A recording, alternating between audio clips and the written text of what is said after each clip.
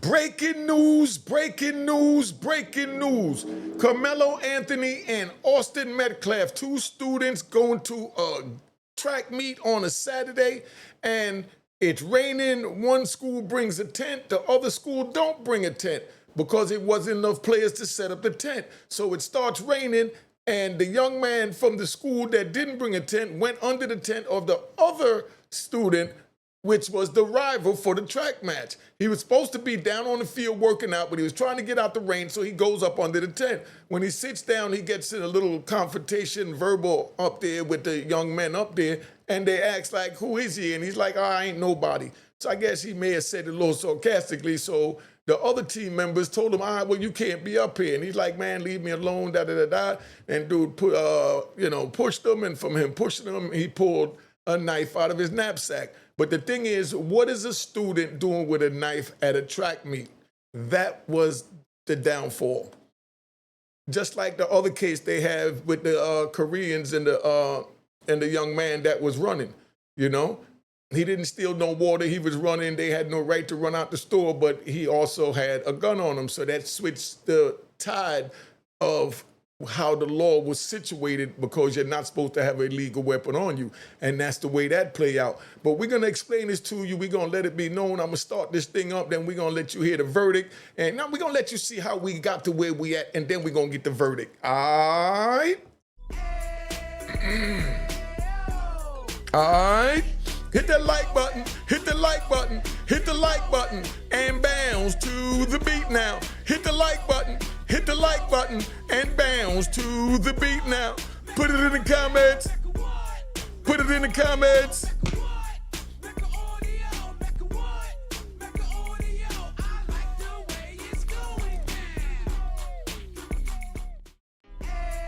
All right, so this is where we at right now, right? Let me show you the news article on what's going on. They're gonna break down what happened in the trial.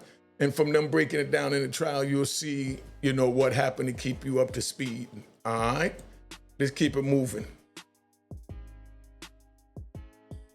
Anthony is accused in the stabbing death of 17-year-old Austin Metcalf at a high school track meet last year.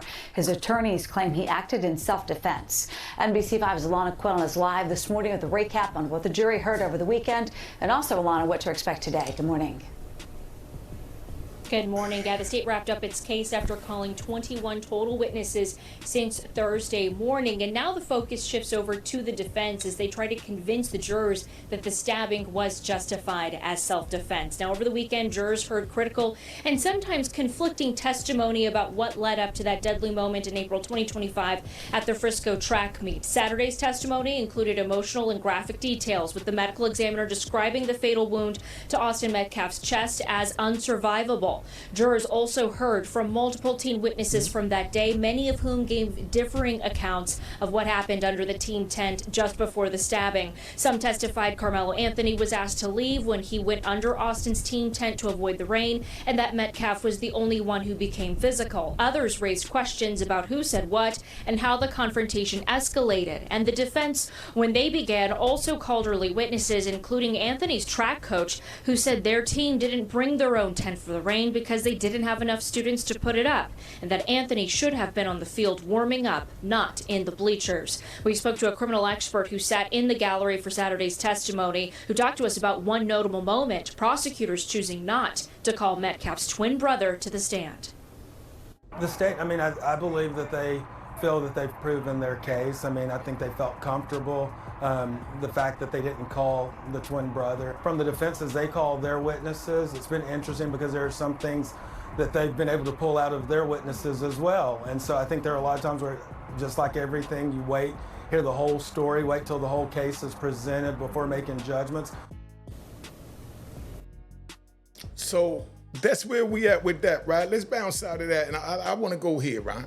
I want to go here because this is a serious topic that must be discussed. This was not the streets, but the lesson is the streets. I'm gonna show you how to tie this lesson into the streets, right? So now we have these two young men that's fighting over a tent, the same way you have young men fighting over blocks, fighting over colors and things like that. Right? So this Karmelo Anthony and Austin Metcalf story, this was not the block. Let's get that straight. Nowhere am I saying that. This was not a drug spot. This was not gang territory. This was not a corner war.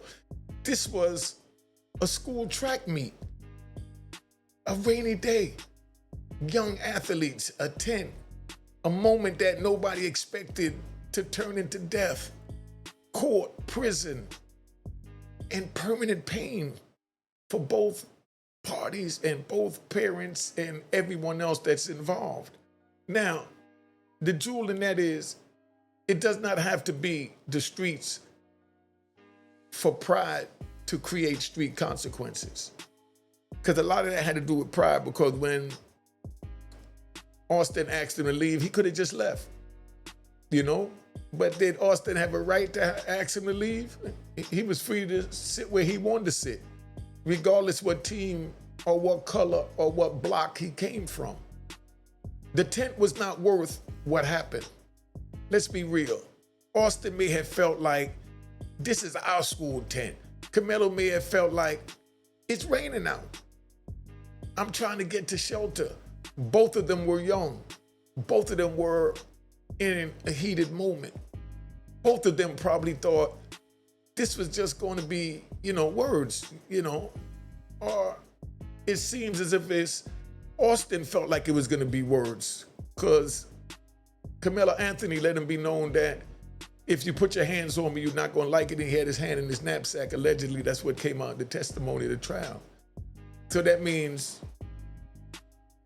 one wanted words and one wanted action. You never know what the other person wants. That's why you have to be careful when you go out and you start things or you get involved with things with people. Not saying that either one started anything, because I already know the rat bastards and flip-flop wearing in public trolls is going to try and jump on any little thing said about a touchy, powerful statement like this. And this video, please hit the like button, because my content is so real, they're trying to hold me back. So y'all have to hit the like button, hit the comment in order to keep me moving in the rotation, right? Nobody woke up that morning thinking a tent will come, a murder case. Nobody woke up thinking a track meet would end with a young man or either one of them getting 35 years. Most tragedies do not start as tragedies. They start as small moments that pride makes bigger. Now, Austin could have let him stand there out the rain, right? Now, I'm gonna say something, balanced. Austin could have let him stand there. It was raining. It was a tent. It was shelter. It was not worth pressing the issue to the point of hands being put on someone, even if that was a memorials tent. Even if Karmelo went to another school, even if the rules said he should move, wisdom could have said, let him stay. Let the coaches handle it. Let the adults handle it. Let the moment pass. Being right about the rules does not matter if the outcome becomes a funeral. Karmelo could have just as easily walked away too. Because, we keep it balanced over here at Unique Mecca Audio. Karmelo could have just walked his ass away too. Just like Austin could have just let him sit there. Now, the other side to that, right? Karmelo could have walked away. He could have said, this is not worth it. He could have found another place. He could have went back towards his people. He could have let the moment breathe. Because once a knife is there, the whole situation changes. Hands are one thing, a deadly weapon is another. And once the weapon comes out, the courtroom would not hear the story anymore. The way the streets hear it. You may feel like you're defending yourself, right? But the law will still ask why the weapon was there. Why did he have a weapon at a high school basketball game? High school track match. or game of football team or whatever. Why was a weapon at a high school sporting event? Why was, right? So you go, do not twist the message that I'm giving you, right? I'm not saying Austin deserved anything. He did not. I'm not saying Karmelo woke up wanting this. I do not believe that either. I'm saying two young men got caught in a moment that became bigger than both of them. One did not get to go home. One is facing decades behind the wall. And both families are left behind, trying to survive something that should have never happened. Now, the jewel in that is when two young people lose control in the same moment, two families can lose forever. Because both families lost in this. I'm going to do a video showing how both mothers lost in this situation. I'm going to do one for the mothers. But sit back and let's ride, right? The 10 stayed. This is the line right there. The 10 stayed. The 10 stayed, the track, that stayed too. The school stayed, the rain stayed, the stadium opened again. The world moved on, but Austin did not get to move on. Karmelo did not get to move on free. Their mothers did not get to move on whole. Their families did not get to move on normal. That is the pain. The thing they fought around lost nothing. The people lost everything. If it can stand there after you lose everything, be careful making it worth everything. This is the same lie the block tells you, right? Now we're gonna bring this to the streets, right? Let's take a ride to the streets. We're gonna ride to the streets. I feel like riding to the streets right now, right? This is the same lie the block tells you, right? Now, take the same lesson and bring it to the street. Young dudes say, this is my block. This my corner. This my strip. This my side. This my building. But where's your deed? Where's your property papers? Where's your tax bill? Where's your name on the land? You don't own it. You're just risking your life on it. And when you go to prison, the block does not come with you. Someone else risked their life for it. The jewel in that is the streets will convince you to defend property you don't own, then leave you alone with the life sentence sitting in a cage. The block will still be there. I've seen it. I've seen it 100 times, maybe thousands of times. A young man fights over a corner. He shoots over a corner. He dies over a corner. Or he gets decades over a corner. 20 years later, the street sign is still there. The very street sign that was there 20 years ago. The sidewalk is still there. A couple of chips and cracks here and there. The corner store is still there. Just different people in it now. The same block is still breathing. Different young boys, same line, different faces, same prison vans, different mothers, same tears. The block will replace you faster than your mother can recover from losing you. Fake ownership costs real life. This is what young people need to understand. Fake ownership is dangerous. You can fake own a tent. You could fake own a corner. You could fake own a hallway. You could fake own a bench. Fake own a school section. Fake own a drug spot. But when it goes bad, the charges are real. The blood is real. The funeral is real. The prison sentence is real. The grief is real. The consequences are real. Never trade real life for fake ownership. And that's what we see and happen every day. Hands change everything. Reason why I say hands change everything is because this is another lesson. When hands get put on somebody, the energy changes. Words are bad enough. Disrespect is bad enough. But once somebody pushes, grabs, or touches somebody, now fear can enter, panic can enter, anger enter, bad decisions even enter.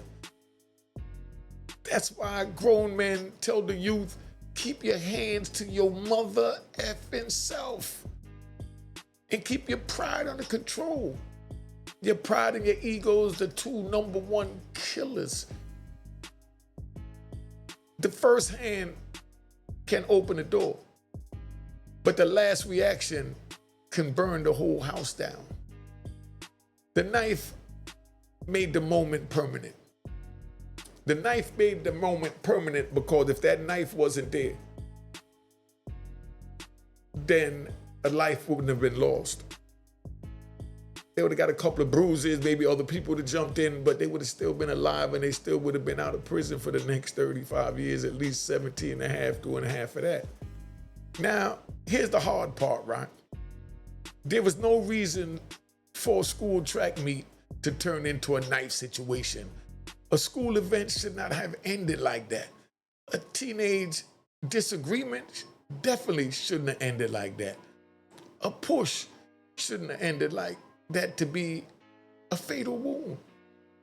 And once the knife came out, the argument left the tent and entered the criminal justice system.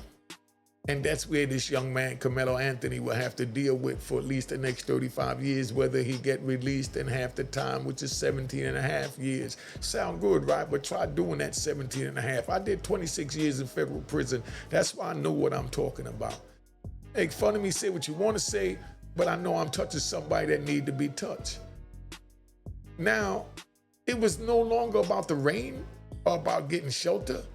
It wasn't even about the school. It wasn't about, who belonged where. Now, it's about evidence, witnesses, jurors, and years in prison. A weapon can turn a bad moment into a permanent identity. Now he's identified as prisoner number XYZ458. Self-defense is not a slogan. You don't have a right to just pop off because someone put their hands on you and, pull out a knife. A lot of people say self-defense, but self-defense is not just a feeling. Self-defense is not just, I was scared. Self-defense is not just, he touched me first. Self-defense has to do with surviving in court. It has to survive evidence. It has to survive witnesses. It has to survive prosecutors, juries. And in this case, the jury did not accept it. That is the lesson. The street may understand your fear, but court may still convict your reaction. Do not let a street explanation become a courtroom loss. Now, I feel like showing you what went on in the courtroom so y'all really understand what went on here, right? This is what's going on and where we at with this case right now. Breaking moments ago, Texas teen Karmelo Anthony plans to appeal his murder conviction in the stabbing death of Austin Metcalf at a high school track meet last year when they were both 17 years old. The jury sentenced him to 35 years in prison. Metcalf's father, Jeff, giving an emotional victim impact statement during the sentencing hearing. Quote, "The public response sickens me, especially when a gag order doesn't allow me to defend my son. This was never about race or politics, but what you did was to choose to make it about both. We all bleed the same color. You are free to make choices all your life, but you are not free to not face consequences." Now, that was well said. You have to admit that was well said, right? But two parents lost their child. And that's the sad part. I'm going to do a video about how both of the parents lost their child. If you want to see that video, put an emoji or something in the comment. But definitely put an emoji in the comment to get this to go into rotation because they're trying to kill me down there. But I ain't going to give up because I already know that y'all loving the content.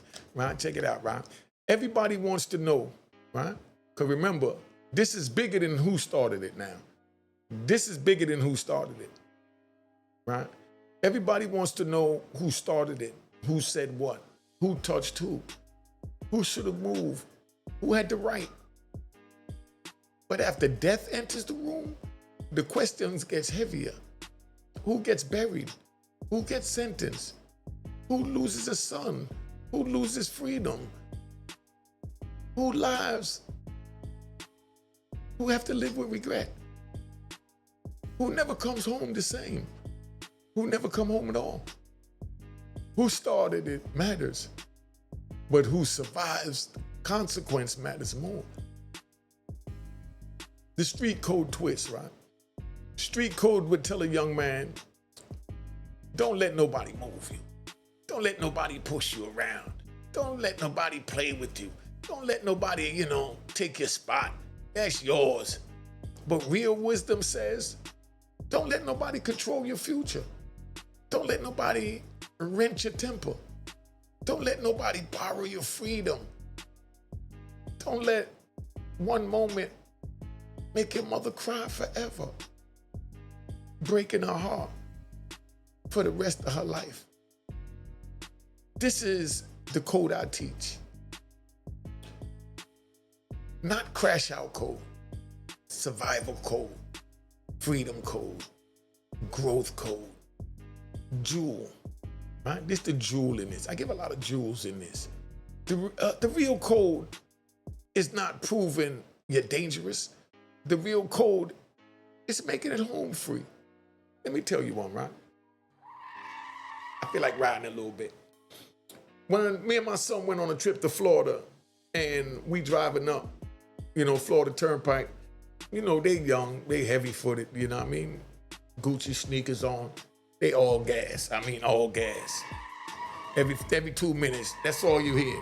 And I'm like, yo, dog, what are you doing? He's like, nah, we gotta hurry up and get there. I'm like, nah, if we get stopped, we may never get there, but we'll definitely be delayed getting there more than it'll take with the time that you're using, thinking that you're saving, putting them Gucci's to the metal and speeding, and the police pull us over. So slow down. And then I had to explain to him that, the object of this trip is we flew to Miami, we're gonna drive up and stop in every state and check out the big homies in every state. And then we're gonna make it home safe. Safe. Slow down. The object is to make it home safe. Now let's ride. Right? So, what I would tell a young drug dealer or a gang member, right, about this situation so they can understand it, because they look at it like, oh, that's little high school guys, they in school, they not doing nothing, they ain't about it, they this and that, they was trying to show off, they was trying to this, they got all these excuses going on. No, they young people like you that's trying to own things that they can't own and claim things they can't claim and defend things that's not defendable because it's not theirs. It wasn't their intent to defend. Yes, they were students at the schools, but it wasn't theirs to defend. That's what you have coaches for. Now, young brother, you don't own the block. You don't own the spot. You don't own the hallway. You don't own the corner. You're standing on borrowed concrete with permanent consequences waiting for you if you try and defend that borrowed concrete. The police know the block. The cameras know the block. The informants know the block. You know the informants know the block. And the feds now, they know the block because the cameras and informants is teaching them about the block, where they don't even have to be out there. You put your timing on the block to learn how to survive, and then they get to come in and grab 2 rat bastards and bring them in and find out everything going on. The funeral home knows the block. The prison boss knows the block. But somehow, you still think the block loves you. How could you think the block loves you enough to go spend 35 years in prison? He's doing 35 years for a tent that he had all the time to walk out of. And Austin lost his life. Rest in peace to Austin. Definitely rest in peace to Austin. But he lost his life for defending something that Didn't go home with it at the end of the night. Didn't even care about him. Anything that can get you killed, locked up, and replaced was never yours. You got some women like that. You got some homies like that. All they do is put you in a situation where you may get killed, locked up, you know, and replace. Stay away from those types too. What I would tell every student, right? Young people, you don't have to answer everything. You don't have to prove everything. You don't have to hold every space. You don't have to win every argument. If someone is under the tent, get an adult. If someone tells you to move, get an adult. If someone puts hands on you, get away if you can. If you feel yourself getting hot, breathe, move, live. Freedom is worth more than pride. Walking away may feel small in the moment, but it can save everything big in your lifetime. 2 families got sentenced that day, right? Y'all wanna know how 2 families got sentenced that day? Let's ride. 2 families got sentenced that day. The judge sentenced Karmelo, but Payne sentenced both families. Austin's family got a grief sentence. Karmelo's family got a prison sentence. One family has a grave. One family has visitation rules. One family has pictures. One family has phone calls. One family have memories. One family have appeals. And both families have a question. They may ask forever. How did it get this far? How did we get here? I raised wonderful kids. Karmelo knew better than that. I raised them better than that. Austin knew better than that. I raised them better than that. But sometimes life just have an ugly way of giving us a wake-up call for whatever reason. Violence never stops with 2 people. It spreads through everybody who loves them. This is why I speak hard. I speak hard because I know what years feel like. Remember, I lost 26 years in a federal prison. I know what decades feel like. Did almost 3 decades. Consecutively, all at once, without ever coming home. I know what it means when a door locks behind you. Every night, the door locked behind me. And that's a feeling I had to get used to. At first, I jumped. After that, I didn't even hear the door anymore. I know what that means. When your family has to love you through walls, through phone calls, through visitation, through letters. And I know this. No tent is worth all that. No block is worth that. No corner is worth that. No ego is worth that. No moment is worth that. A mother losing her child. The streets are real, but we already know prison is realer. And death is the final consequence. And I know y'all saying, ain't been up here too long. Let me just finish this up, right? Austin should still be alive, right? It's my final word. Austin should still be alive. Karmelo should not be facing decades. Both families should not be carrying this pain. And all of this started around shelter from the rain. This is what makes it so heavy. The tent stayed, the track stayed, the school stayed, the world kept moving, but 2 young lives changed forever. 2 families changed forever. So before you fight over space, before you fight over a block, before you fight over a corner, before you fight over your pride, ask yourself one thing. Will this still be here? And is it worth it after I lose everything? The unique Mecca Audio jewel in that is, don't lie. Don't die for space you don't own. And don't go to prison behind pride that will not visit you.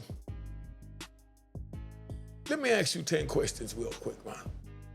Did both young men make decisions that help this escalate? Do you feel that both young men made decisions that help this situation escalate? The answer is yes. That does not mean equal blame. It means the lesson is bigger than one side.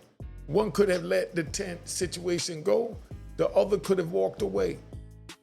Once pride entered, the moment got dangerous. A situation don't need equal fault to have shared lessons. Was Karmelo Anthony wrong for being under the tent? Put that in a comment. Do you think Karmelo Anthony was wrong or right for being under the tent? Why and why not? That depends on the school rules. But morally, it was raining. He was a teenager seeking shelter. That should not have turned into a physical confrontation. Rules matter, but wisdom matters more when emotions are rising. Next question, Ron. I got another question. Did Austin have the right to put hands on Karmelo when he told him to get from under the tent and he didn't get from under the tent? This is the issue the defense raised, right? The defense argued Austin had no legal right to physically move him, but the jury still rejected self-defense. That's why this case is painful and complicated. Putting hands on someone can change the whole energy, but the reaction still has to survive in court. Next question. Why is the knife such a big part of this story? Why do you think the knife is such a big part of this story? Because the knife made the moment permanent. A push can be wrong, but a deadly weapon changes the whole case. That's when a school argument becomes a murder trial. A weapon can turn seconds of fear into decades of consequences. Next question. What is the street code lesson in this to you? Stop defending things that cannot defend you back. A tent can't save you. A block can't save you. A corner can't save you. A reputation definitely can't save you. Only wisdom can. And that's what we're giving you over here at Unique Mecca Audio. Real code is not crashing out. Real code is making it home. Why compare tent to a block, y'all say, right? Because you know we're going to have the rat bastards and flip-flop wearing in public trolls going to have something to say. So they're going to say, why did I compare tent to a block, to drugs, when we're dealing with high school kids? Because both are about space. Both are about pride. Both are about who feels like they belong or they own something that don't own them. Both can become dangerous when young people confuse presence with ownership. Because you allowed under the tent to have the tent or whatever, or to be on the block, or, you know, to go to the block. That don't mean you own it. The location changes, but pride works the same way everywhere you go, because you're gonna carry your pride with you. Next question. What should young people learn from this? What do you think young people should learn from this? Put this in there, right? Do not let small situations become permanent disasters. Get an adult, walk away, breathe. Don't touch people. Don't carry weapons. Do not let pride make decisions for you. A few seconds of resentment can save decades of pain. Was this about race? That's what people want to ask. A lot of people that ask, was this about race? Some people online made it about race, right? The case got national attention partly because of race. But for this video, the lesson is about youth, pride, violence, self-control, and consequences. Not about race. It don't matter what color they are or who started. Don't matter about none of that. That has nothing to do with this program right now. Do not let the internet turn family tragedy into entertainment. Why did the jury reject self-defense to you? Why do you think the jury rejected self-defense? Put that in the comment. The jury heard the evidence. They heard the witness. They heard the defense. They heard the prosecution. And they decided the stabbing was murder.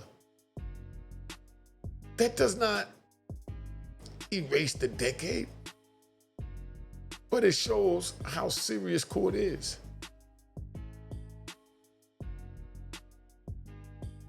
Your explanation has to survive 12 people who were not in your fear. What is the final message, right? That's what you want to know, man. I ain't been up here long. I've been up here 30 minutes. I've been 35 minutes, man. I'm just riding. Don't mind me, man. You know what I mean? That's how we do it to Mecca. We like to ride. Austin should still be alive. Karmelo should not be facing decades. Two families should not be broken.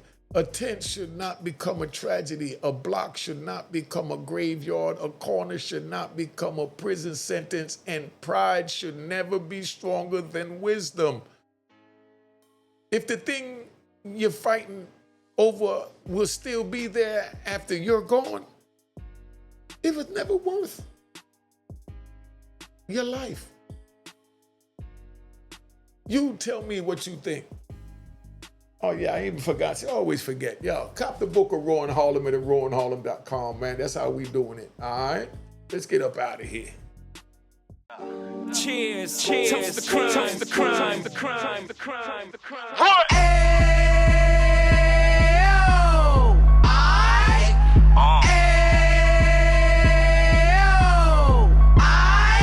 Mecca Audio, Mecca what?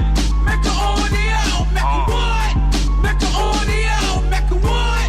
Mecca Audio. Fresh out the can of 26, he back on the strip, getting back in the mix. What he mentions a gift. You stand up 10 toes down, and I suggest you pay attention to this. Take a little gully posse and put it in Harlem. He cut from the bottom, came up from the bottom. Drop the book, you should go and get it. The Instagram page and the YouTube, you could go and visit.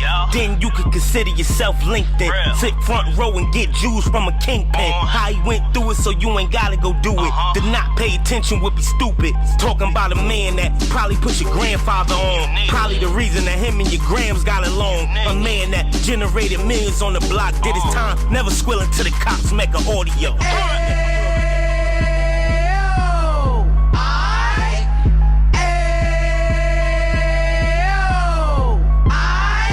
Mecca what? Mecca Audio, Mecca what? Mecca Audio, Mecca what? Mecca Audio, Mecca what? Mecca Audio. And we gon' do it like we gon' do it like we keep it moving like we gotta do it like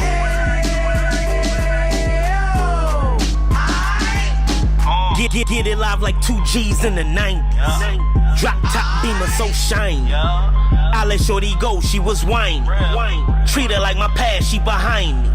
Spend a couple bands on the Dapper Dan. You be back again, getting green like a Packers fan. No cap, it's a raw in Uptown. They be horn Uptown, Dominican bust downs. Now we on the positive, we got a lot to give. Now he trying to stop the kids from being inoperative. So take heed, homie, lend an ear. He started in Uptown, he gon' finish dead.